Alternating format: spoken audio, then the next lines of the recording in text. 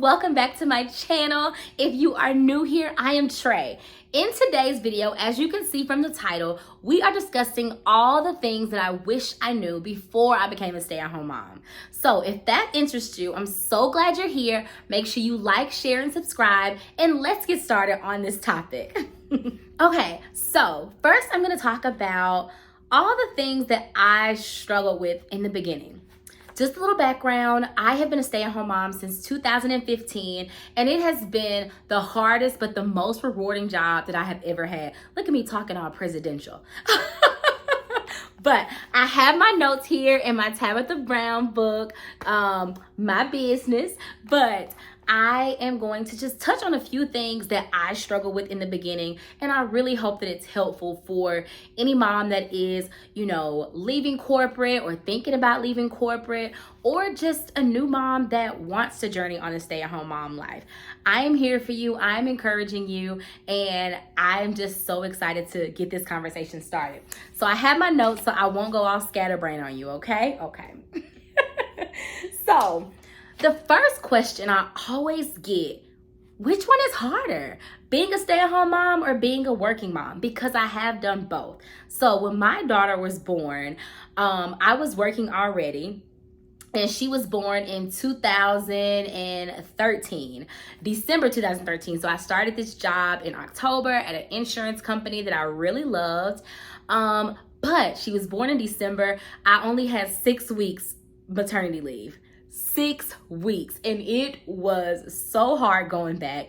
Keep in mind, I had a cesarean, so I don't even feel like you're all the way healed after cesarean. So I remember walking. There was a long it was a long commute to work, and there was also a long from the parking garage to my cubicle. It was the long walk, and I just remember crying the whole way because I really missed my baby.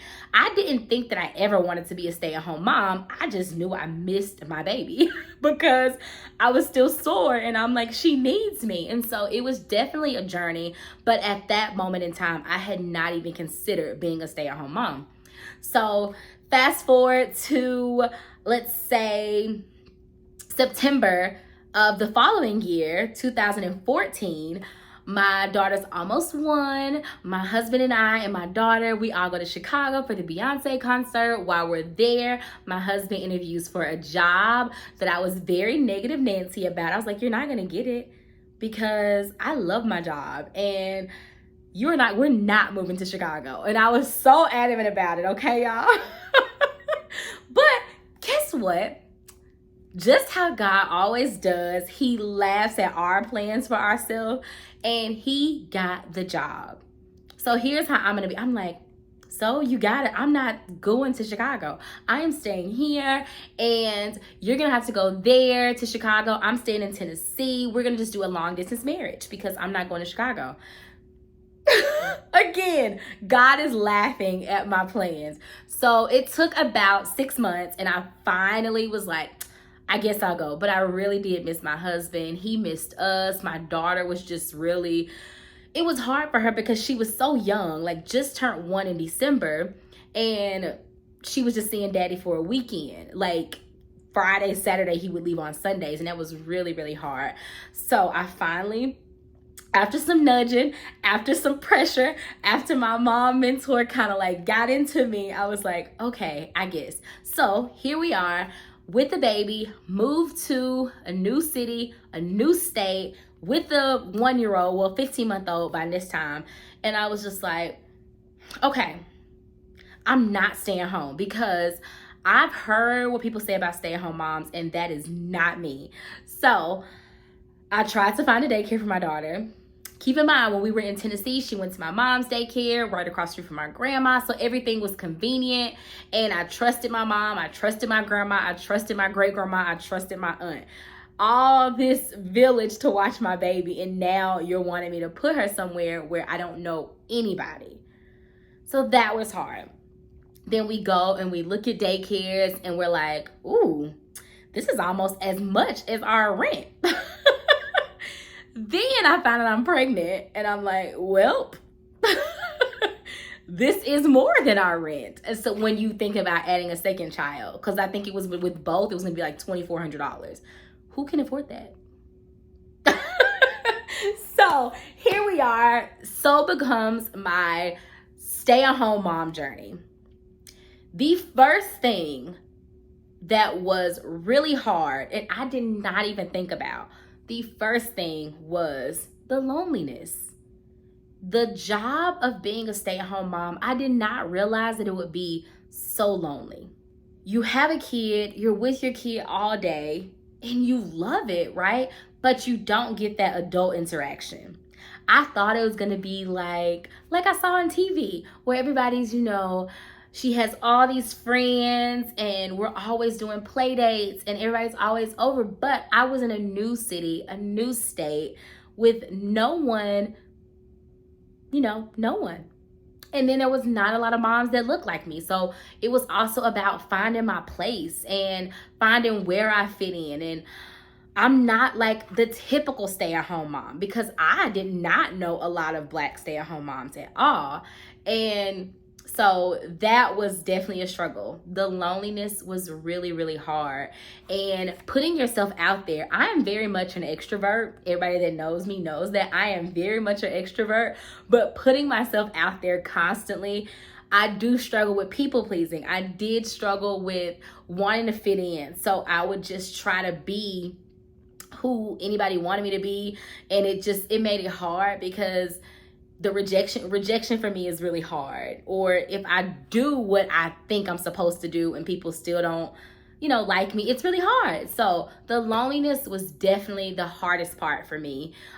Just feeling alone, because you don't feel like you can complain to people who are working, to moms who are working, because they're like, at least you're staying home. But I'm like, but it's still lonely. And you can't complain to other stay-at-home mom, because then you look ungrateful and look like you don't know what you're doing. So the loneliness was definitely the hardest. How I have learned to combat that is finding people who are like-minded. I was able to start finding friends in churches. Again, I am very much an extrovert. So I would go to the park and I would just start up a conversation. If it was somebody I enjoyed and we're going to talk, we're going to exchange numbers and we're going to get together with more play dates. It was really about, again, just putting yourself out there and joining groups. Before, I was in a group called Moms Offering Mom Support, so MOMS.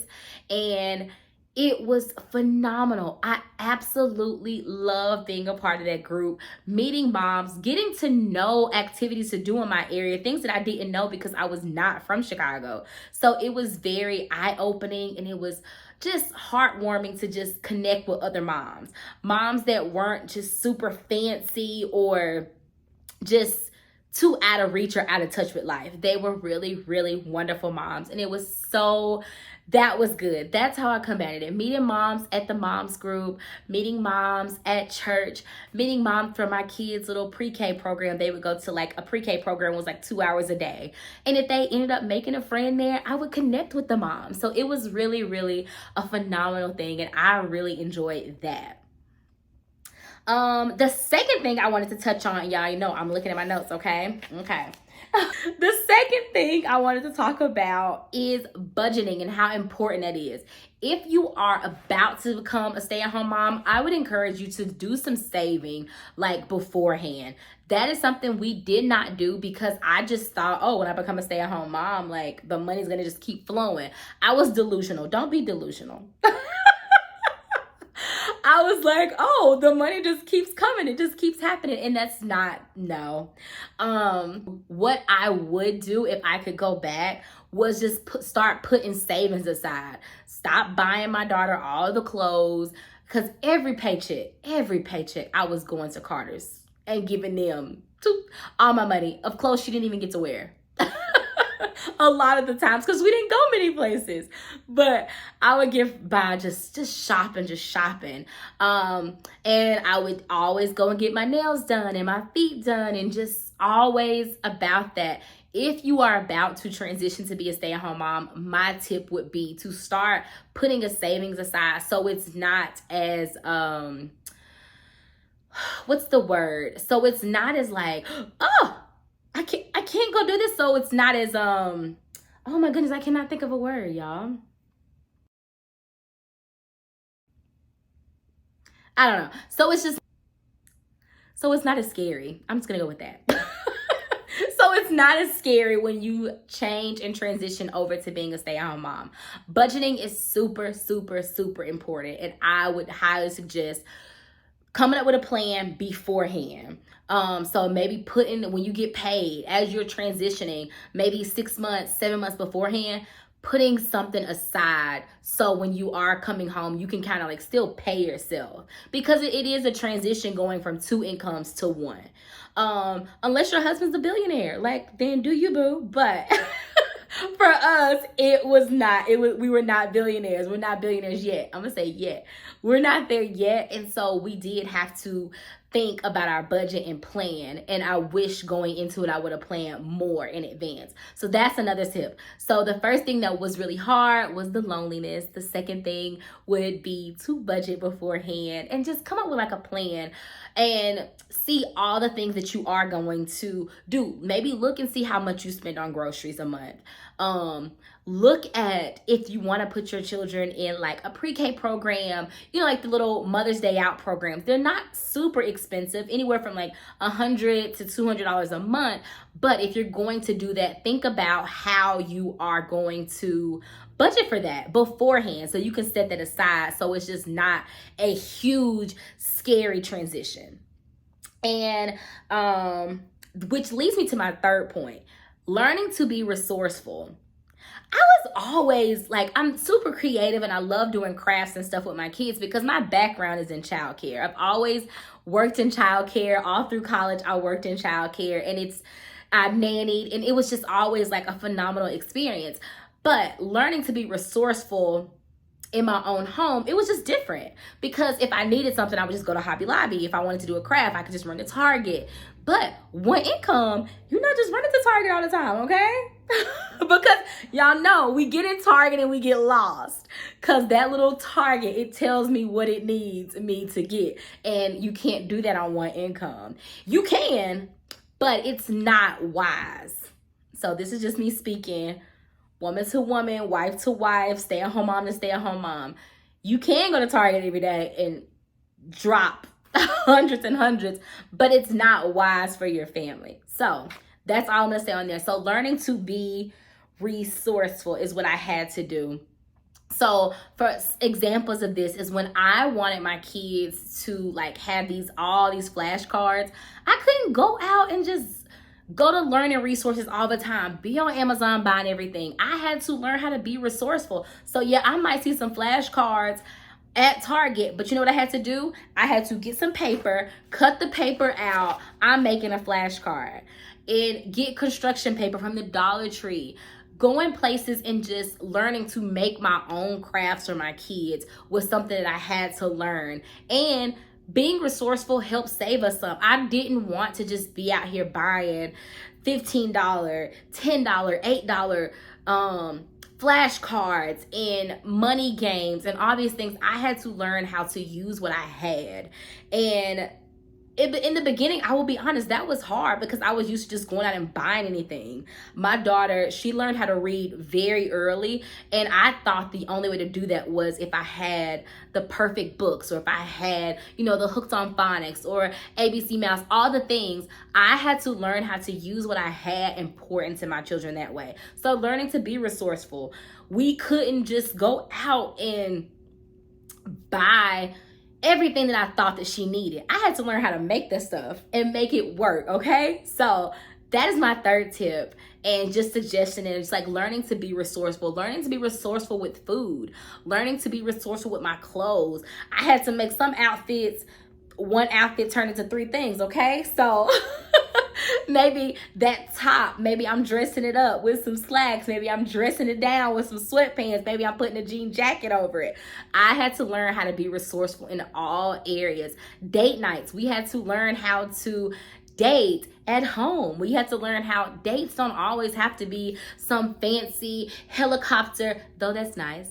It doesn't always have to be that. We had to learn. One time, me and my husband, we took some little easels that I got from the Dollar Tree, and he thought of something, I thought of something, and we painted in our downstairs area just with some paint and little easel. And then we talked about what the painting was, and it was tried to see if each other can guess it, and it was a beautiful date night. And you know how much it was? It was free. Because, I mean, besides getting the paint and the easel, that was probably like $5, but it was a free date night. Because we, again, learning to be resourceful was a big, big thing for us. So that's my third tip. You ready for the next one? Y'all still with me? You still here? What questions do you have? Okay, so I'm taking my pen out so I can cross out the stuff that I talked about. We did talk about loneliness, and that was the hardest part for me becoming a stay-at-home mom.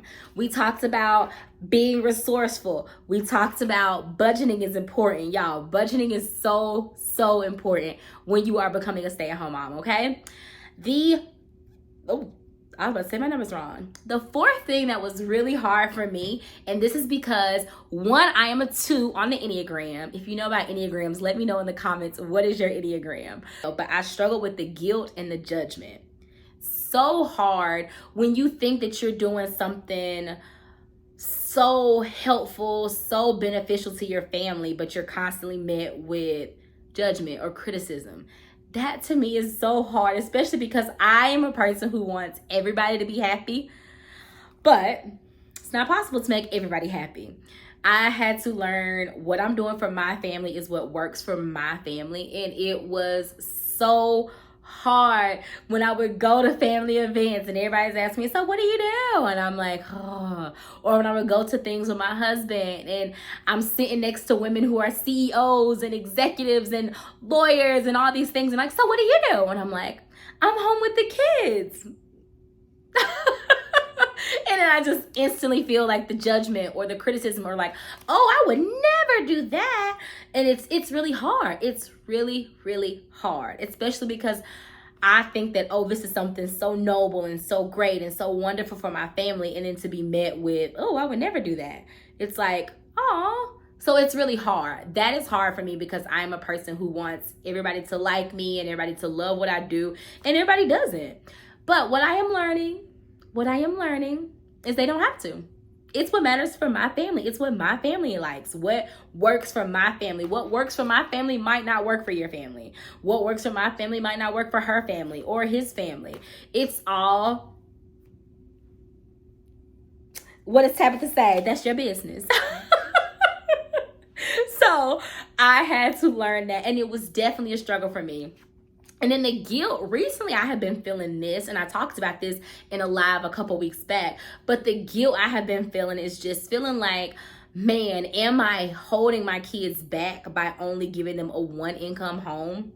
Like, am I holding them back from the things that they could do, the things that they could enjoy? Like, right now, every kid is in one activity. Besides tutoring, I don't really count tutoring as an activity because I will cut any extracurricular so they can do tutoring, because tutoring to me is very important. So my older two are in tutoring, but everybody has one activity. So that's flag football for the boys, piano for my daughter, and they do tennis in the summer. So could they do more if I worked a job and we had 2 incomes?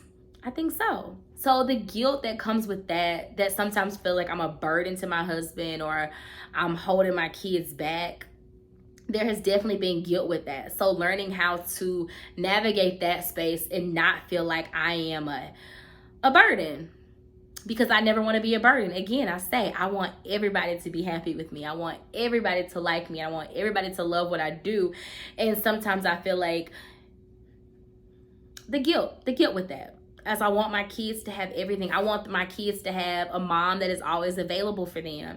I want my husband to have a wife that he can, kind of lean on too with the finances and with other things. So it's just, that's where that is. It's the guilt. So that comes, and it's hard, and just learning to speak positively and just navigate that. So that's definitely been a struggle, the guilt. And I'm going to move forward before I get emotional about that. But the guilt and the judgment is definitely something that was hard. I would put it right up there with the loneliness, because it was really hard, feeling like you're doing the right thing. And what I would hear from my mom mentor, Miss Tanya, would always be like, this work in your own 4 walls is the most important work you will ever do. And at first I would just be like, oh, she's just saying that. But I see the fruit of everything that she's done, and it's so you know, so having that person that you can like talk to and rely on is so super important. And I'm super thankful for her and how she poured into me, because I did not know a Black stay-at-home mom. And I'm so super thankful that she saw me and spoke over me and believed that I could do this, because I didn't think I could. I was like, no. I've always worked. I've been working since I was 16 years old. And now you're telling me I'm not gonna work. And it was definitely a journey. A journey, okay? And these are some of the things that I struggle with, that I wish somebody would have just sat down and said, hey, this is hard. You know, you see social media and it tells you all the glitz and the glam and how you get to wake up whenever you want to, which is, that's not true. That is fake news. That is, if ain't nothing else fake, that is fake news. You do not get to wake up when you want to. It is hard work.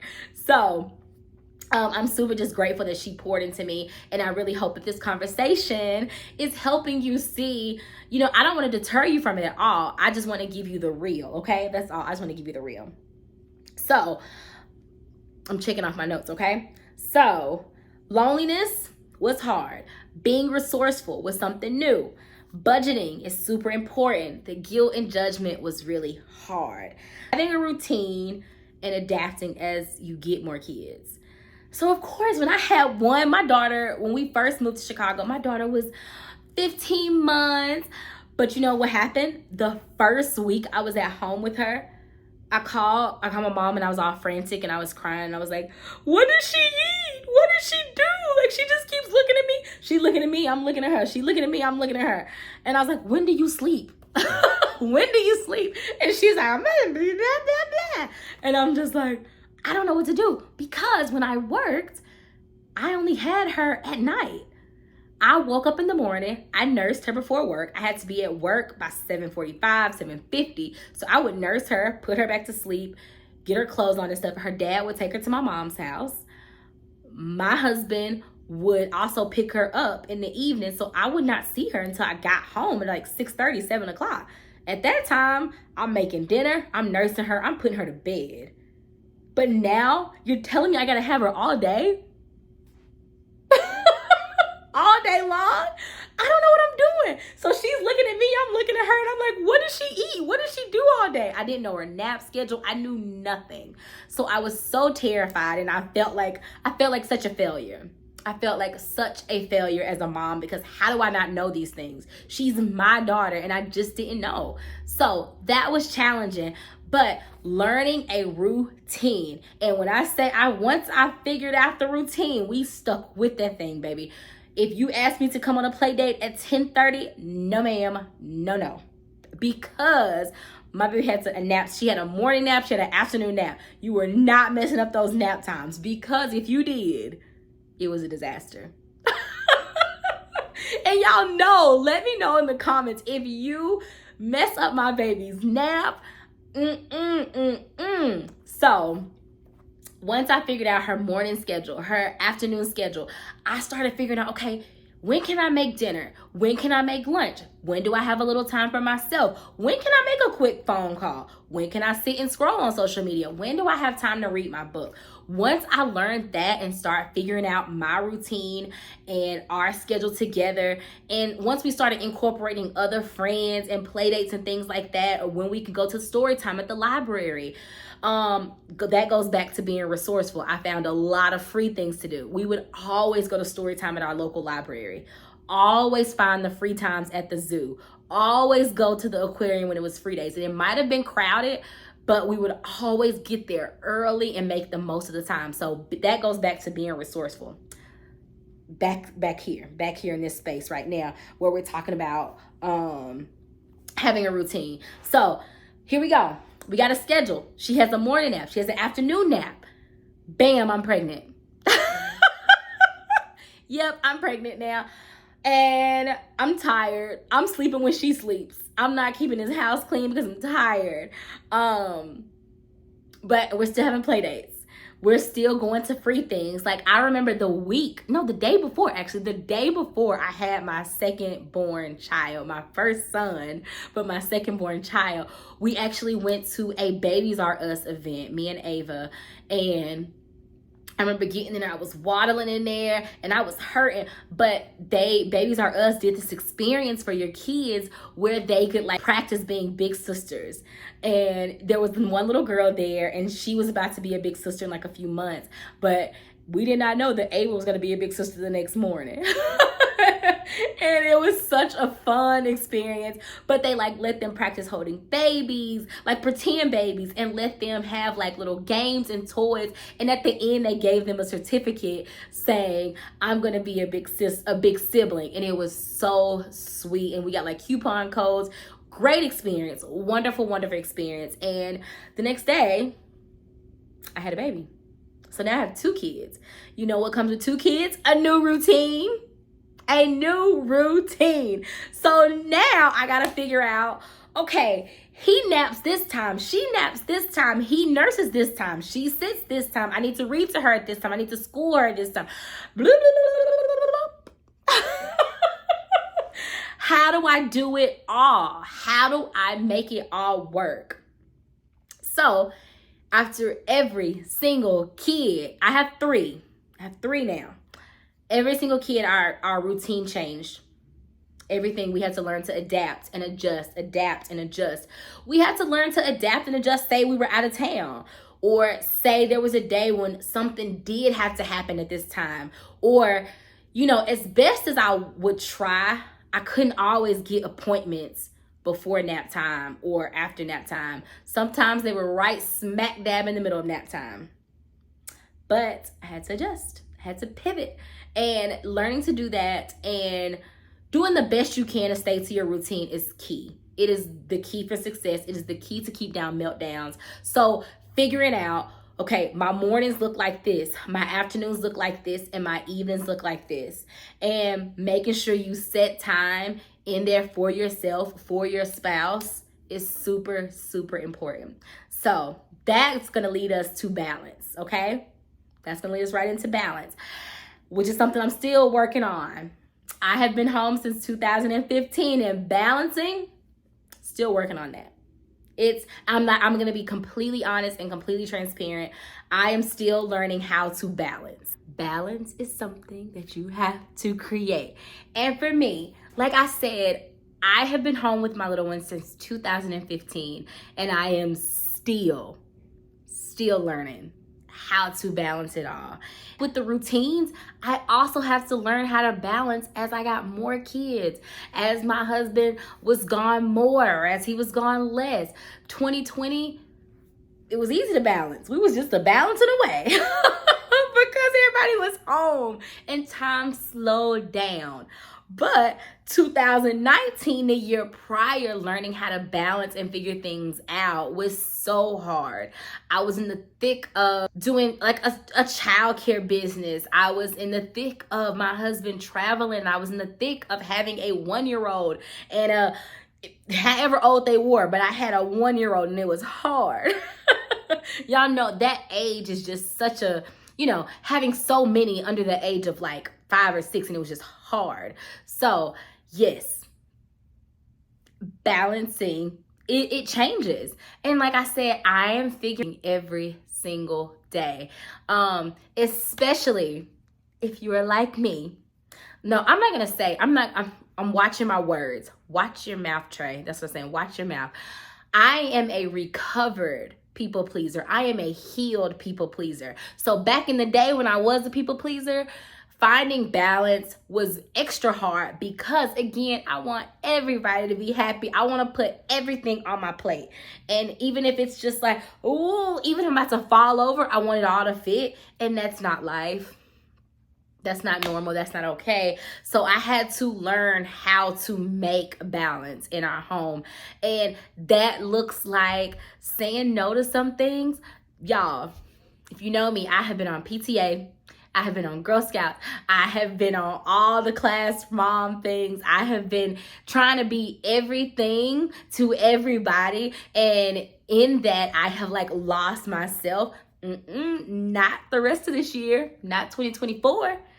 Learning to balance and figure out what I can do, what I have the capacity for is something I had to learn, because it's not healthy too much of anything is bad. Too much of anything is bad. I don't want to live in that. I don't want to be so heavy and so bogged down that I'm like unhappy and I'm unhealthy, that I'm anxious all the time, that I'm burnt out. So learning to balance was definitely another key, a key thing that I hope you take away. Learning to balance early. Don't be like me 9 years in and you're still trying to figure out how to balance, because it's hard. And then you're so burnt out and then you're so upset, but it's nobody's fault but your own. That's what I had to tell myself. That's my own fault. They asked me and I should have said no, period. But I said yes, even though I didn't want to. Whose fault is that? That's mine. So learning to balance and learning that your no is a no, your yes is a yes. If you don't want to, you don't want to. You don't have to give a reason. Y'all, I'm speaking loud because I'm talking to myself. So I am learning that it is definitely a balancing situation, and it's not easy, okay? Balancing is not easy, but it's something that we all have to do in order to thrive in this journey of being a stay-at-home mom. Because I've been a work-at-home mom and I had to balance the work-life balance. I had to do that. But learning to balance in the journey, you know, and I went to the balance right after making time for your spouse, because learning to balance being a mom, learning to balance being a wife, learning to balance being a person outside of being a mom and a spouse. And that is my struggle right now. If I'm being honest, that is the struggle. That's where I'm in the, whoo. I know what that is.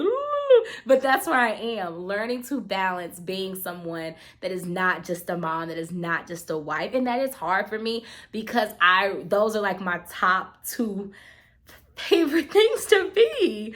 And so learning who I am outside of those is really hard. It's a challenge. And I'm learning every day. I'm in therapy now to like help me discover, who are you outside of being a mom and a wife? Because I don't know.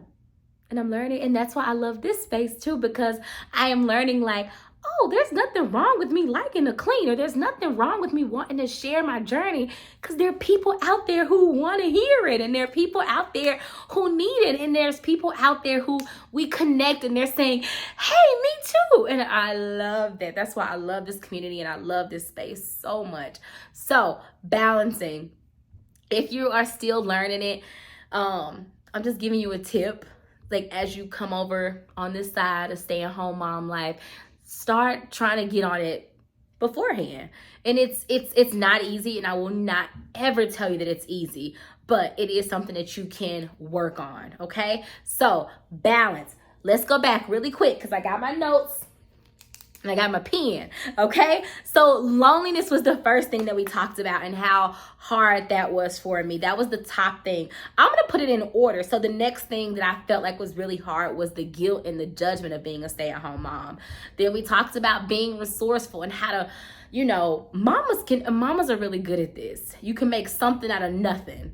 So, and I love that. I love that for us, okay? I love that for us. So being resourceful, having a routine and adapting, and as more kids come, that was a struggle, but we learned it and here we are. And I'm just giving you tips. So ahead of time, learning a routine. I talk about routine a lot in my ebook. It's in the description below. It's only $7, but I share my tried and true routines in this e-guide. It is so helpful. And y'all, I'm not speaking from just, oh, this is my schedule this is my tried and true schedule. It's my cleaning schedule. It is how I do my load of laundry a day. It is everything in this $7 book. All the things that I have learned since 2015, I've compiled it and put it into a book just for you for only $7. You have to get it. It will change your whole schedule, your routine, and everything. So $7 in the description box. Make sure you grab it today. And I share routines in there that are super helpful, that have been transformative to my family and how we run things, and it's super helpful. So have a routine and adapting as more kids come, the guilt and the judgment, finding balance. Ooh, expectations. So here we go with expectations. I'm gonna put my pen down for this one. Expectations. When I first started staying home, You know, I had watched the Brady Bunch. I had watched, I'm sorry if you hear my dog. He wants to talk to the neighbors. Okay. So let's talk about expectations. I have watched the Brady Bunch, and she was such a good stay-at-home mom. And I had watched, okay, Real Housewives don't count because, anyway. But I don't watch those shows anyway, but I watched all the housewives do all the things, and they were so good at it, and they made it look so easy. And I had talked to a few moms, and I was on Facebook and I was on Instagram, and everybody just was such a good stay-at-home mom. They had makeup on. They were always cute in their dresses, and they had Starbucks in hand while they're at their Target, and their kids did not cry, and nobody had meltdowns. They went to preschool. The moms worked out. They stayed fit and cute in their clothes, and they always had time for a date. And I was like, okay, boom, I got this. That's easy. That's nothing. I can do that. I got that.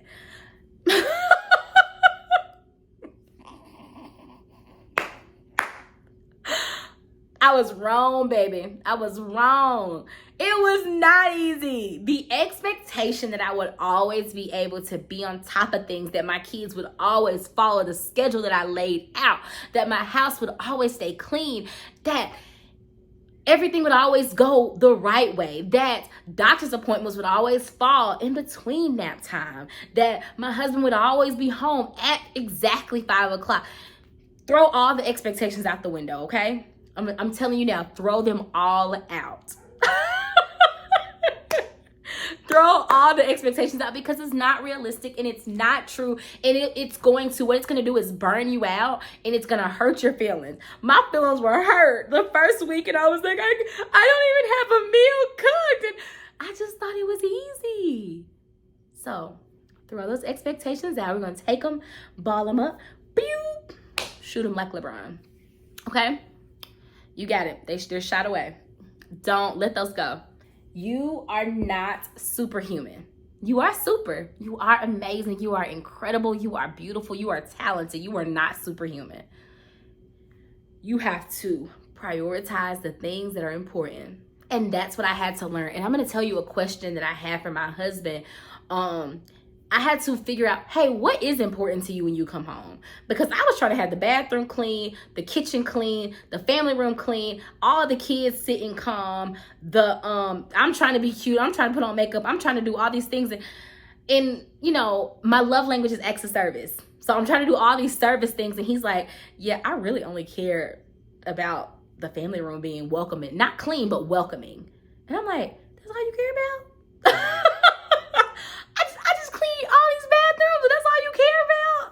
So prioritizing things that are important. Get rid of that super long checklist, y'all. If it has more than 4 things on it, I might give you 5.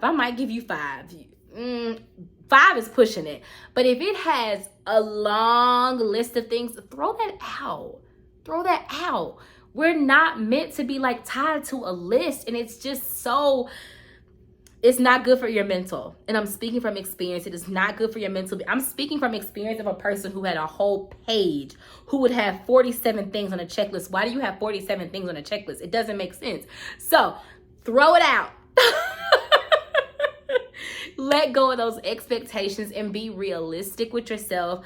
Be realistic with your family. Be realistic with your husband and say, hey, this is what I can do. This is what I can't do. Hey, can you help? Because it's a team. It's a team effort. You know, he's benefiting from you being home. You're benefiting from being home. Nobody wins when the team is divided. So work together, and it's all about like communicating and setting those expectations. When I asked the question, hey, what makes you happy when you come home? And he was just like, I just want the living room to be like welcoming and not all like chaotic. He did, and it wasn't that he wanted it like sparkling clean, like a cleaning lady had been there. He just wanted it to be welcoming. So if I was folding clothes, like, hey, could you not have the clothes on there so I could just sit on the couch and enjoy y'all? And his other thing was, hey, when I come home, before I come home, can you please have everything you need. Like, you know how you'll need an onion or a tomato? He's like, if you feel like you might need something, can you check that at 4 o'clock? Don't check it at 5 o'clock when I'm at home, because then I got to leave once I come home. And nobody likes to drive once they come home. And I didn't understand it at first because I wasn't driving all day. So I'm like, what does it mean? You just drove an hour to come home. Let's drive back out to 5 minutes. But he would literally pass the grocery store to get home. So what his request was, hey, can you tell me what I need before I pass the grocery store? And I feel like that's a simple request. He was not asking for a lot. And yeah, so I don't feel like that's a hard request at all. So letting go of those expectations and walking in realistically with goals and things that you can do, and throw that checklist away. Throw it away with all the 100 things on it, okay? Okay. That is my wish for you. I release you from 47 lines on a checklist, okay? I release you from it. Okay, back to my notes, because I can stay on that for a while, because I'm speaking from experience of having a list of, and again, if you say you want 47 things, maybe you break that down in over the 2 weeks. You can't do it all in a day. You are not superhuman. Again, you are you are amazing, you are incredible, but you're not superhuman. And having those expectations is hard because you're always living up to something that is not attainable. What I thought my husband wanted was for me to be in a full face of makeup, in a cute little outfit, showing my shape and having the food already ready when he comes in, and he didn't even care about stuff like that. So again, it boils down to what is important to your family. What are your priorities? For me, having a clean space is good for my mental. If my space is not clean, I cannot think straight. I'm moody. If it's just too much mess, if it's clutter, that might not be an issue for you. You might not mind clutter. You probably can thrive still. I don't thrive in clutter. I don't thrive in mess. So I'm not a good mommy. I'm not a good wife if there's a lot of junk and clutter and mess everywhere, and if the space is not clean. So again, realize what's important to you, what's important to your family, and prioritize that. Okay? Okay. So we talked about loneliness. We talked about being resourceful. We talked about how budgeting is important. We talked about having a routine and adapting. We talked about guilt and judgment. We talked about finding balance. We talked about expectations. Will I regret this? And I have a quote that I recite to myself all the time is, the best career I'll ever have, the profession I am always learning, the job with the most sacrifices is being a mom to my kids. So my sister-in-law just said this, but the best ministry I will ever have is ministering to my kids, them seeing acts of service, them seeing me pour into them seeing me pour into my community, pour into my friends, because also being a stay-at-home mom means I am available to be more helpful to my family and to my friends. Whenever my friend would be like, hey, can you watch my kid for me while I run to the doctor? Of course. Like, I got you. Whenever a friend would be like, hey, I need to do this, can you go here for me? Of course, I got you. So ministering to my kids in that way, them seeing me serve them and serve my husband, it's just a phenomenal feeling, and I'm super, super grateful for that. So will I regret it? Never. Ever will I regret it. And I'm finna try not to get emotional. Hold on. Okay. Okay, we're not getting emotional. Hold on really quick. Let me pause this. I'm gonna be on here crying, y'all, okay? Okay. But it is the most rewarding job. And the other day, if you watch my live from a couple weeks ago where I talked about the guilt has been so heavy of feeling like I am holding my kids back from more things because there's only one income. And that is hard. That feeling is hard. And then that same day, I went to pick up my son from preschool, and his Mother's Day card said, you know how they do those Mother's Day thing, my mother, what is my mother's job? What does she do? And he said, my mom takes care of us and she loves me because I'm her son. And he knows that he doesn't have to do anything for me to love him. And that's my goal. And I'm just like, okay, thank you for this journey. So I will never regret being here and being available for my kids, being here and being available for my kids' teachers.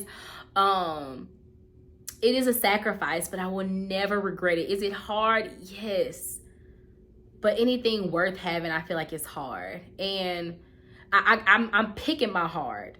Stay-at-home mom life is hard, but it would be harder, I feel like, missing my baby's events, not being there, because I see it when I go to the school and parents aren't at like the events. I don't think that they're bad parents at all. They're still wonderful parents, but you see the kid's face like that misses their parents, that misses their mom or dad who can't be at the event.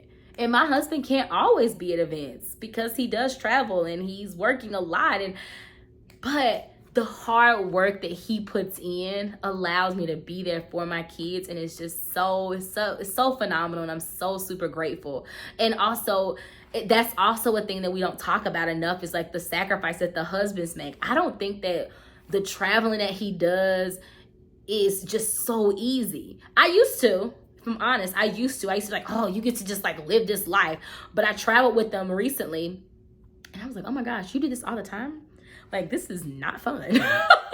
Being on a plane all the time, even though it's a quick, to and fro, but it's not fun. It's not fun being at the airport early in the morning at 5 o'clock in the morning and then turning right back around, going to a different city or a different state. That sounds horrible.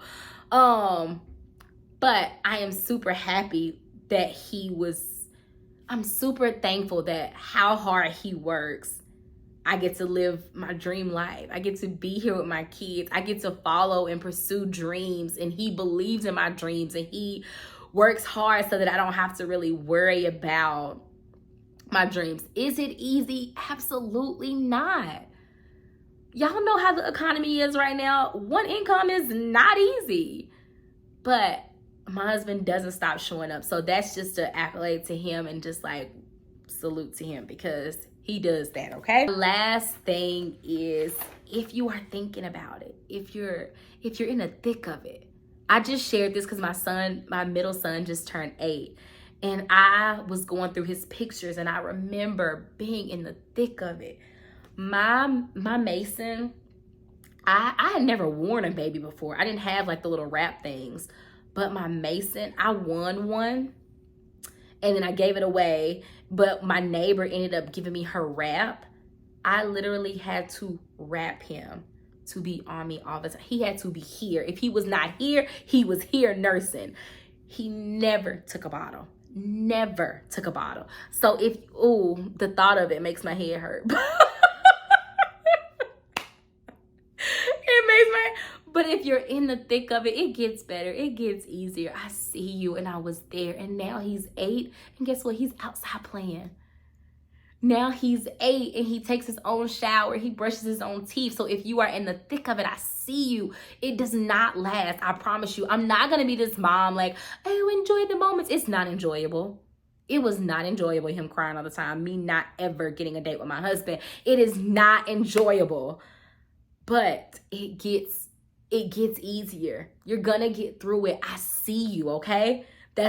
I'm not that mom that's gonna be like, oh my gosh, it's just so beautiful. I don't miss the crying. I do miss him being this little. So I do miss him being this little. I do not miss the crying. He cried a lot. He cried so much. And I love him so much. So if you see this, Mason, I'm sorry. I love you. I love you.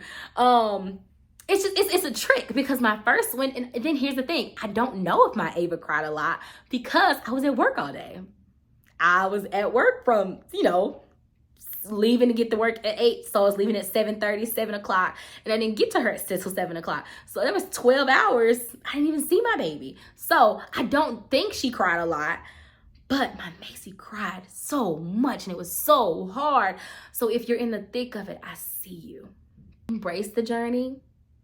Embrace it, because it won't last forever. So hold on tight to those moments, Like I said, I was looking at his videos and stuff, and I was just like, all I sometimes can think about is like, oh my gosh, it was so hard. But now that he's 8, all I can think about is those little baby smiles that he would give me when he would wake up in the middle of the night, and how I was his safe space. I was his safe space where he didn't go to school and hear bad things that friends say. He didn't go to school and, he was at home and he was safe.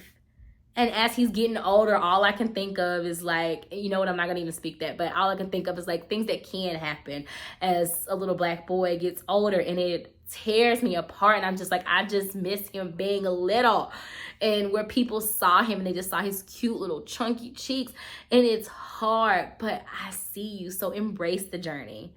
That's what I want to leave you with. If you're thinking about it, it is not an easy journey, but it is the most rewarding journey, the most rewarding job I will ever do. And I would not trade it for anything in the world. I love being a mom, and I love being a wife, and I love, being a mother to my 3. And I know God gave me these 3 for a reason. They challenge me, but they love me with the love that I have never experienced. And it's so rewarding. Like, it's so rewarding that they love me even if I make a mistake. Except if I burn it. My Mason does not like you to burn things. So, so if I burn something, he gonna let me know. But I absolutely love being a mom. And let me make sure that I ain't leave anything off, okay? The question also was, is being a stay-at-home mom harder than a working mom? So here's the thing. They're both hard. I picked my hard. I could either pick my hard of being a work outside the home mom, and I'm missing events, and I am not being able to be as available, having to call in when my kids are sick, or trying to balance that, trying to figure, okay, because again, I've done both. My daughter was at my mom's daycare, and so when she had, this was right before her first birthday, she ended up getting RSV, and me and my husband both were like, okay, who's gonna take off? We were like, I'm not gonna take off, you gotta take off, I'm not gonna take off, you gotta take off. So I've been there, okay? So both are challenging, but for different reasons. So you just gotta pick your heart. Which challenge do you want? The stay-at-home mama is hard on me mentally. It was hard on me mentally in the beginning because I did not have a routine. It was hard on me in the beginning because I was lonely. It was hard on me in the beginning because I felt judged, and I didn't feel a lot of like, I was super excited, but nobody else was excited. I was like, yeah, I'm doing this for my family. And everybody was like, ugh. So that is hard. It's hard being judged. It's hard feeling like you don't have a space to even feel your feelings because you should just be grateful. So shut up and just be grateful. So that was hard. So in the work world, you're supposed to work like you have a family. Like, you're supposed to work like you don't have a family, like you're not a mom. And at stay-at-home mom life, you're just supposed to do it all, be all the things. So is stay-at-home mom or work outside the home mom, which one is harder, which one is easier? They're both hard. Pick your heart. That's all I got for that. They both have challenges in different ways. So it's up to you. It's up to your family. Again, prioritize your family and what works for your family. What works for my family might not work for your family. But I definitely feel like God did call me home, and it has not been easy, but it has been the most rewarding thing I have ever done. And I learned so much about myself. I have learned that I am resourceful. I have learned that I am talented. I have learned that I am gifted in different ways, and learning new talents about myself. Even speaking, like, this is out of my territory, but I am loving it. And I learned that I am organized. I am a good budgeter. I had to learn it. I had to figure it out. I had to stumble a little bit, but I learned how to do it, and I love it. So you learn so much about yourself in this journey. So as I close, I hope you embrace it. I hope this was helpful. If you have any questions, let me know in the comments. But I see you and I celebrate you. And these are just things that I wish that somebody would like sat me down and gave me the real deal on, because it's not all peaches and creams and rainbows and all the things out here. Okay? So I hope you feel encouraged. I hope you know you are doing a phenomenal job. Even one that you are doing, work at home mom, work from home mom, work outside the home mom, stay at home mom, entrepreneur mom. You are a mom, and that is the best job. And I'm celebrating you and I'm cheering you on. And I hope you know how powerful your love is. And that's all I have. So thank you for being here. Again, I am Trey. If you enjoyed this, make sure you hit that subscribe button, okay? Thank you so much. And until the next video, you got this, mama. Have a good day.